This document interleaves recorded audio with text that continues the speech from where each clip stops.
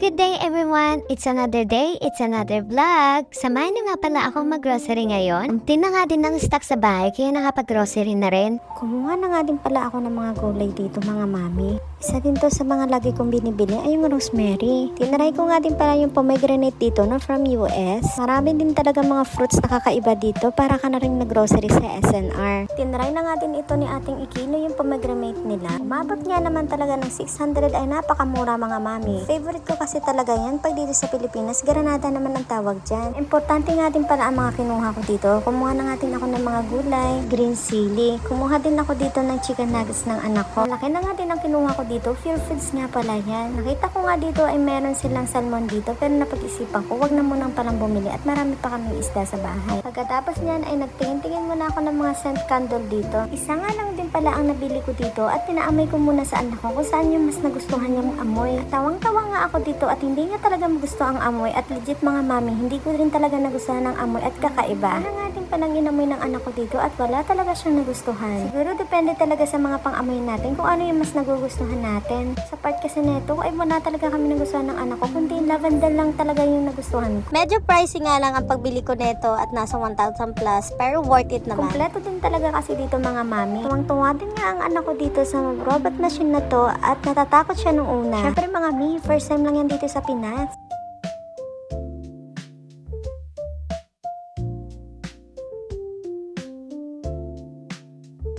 Tignan nyo naman kung gaano katuwa yung anak ko dyan. Ginagawa niya ng kaibigan niya.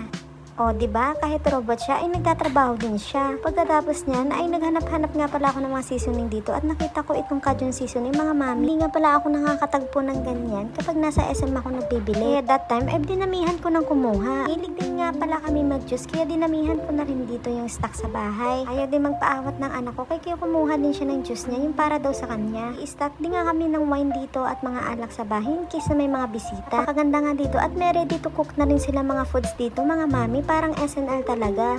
Kompleto na rin sila dito. Meron silang dessert, pizza, sandwich, at salad. Gusto ko sanang tikman yan kaso naipag-isipan ko pala, ikakakain lang namin sa Jollibee niyan. Pero wag tayo matakaw mga mi.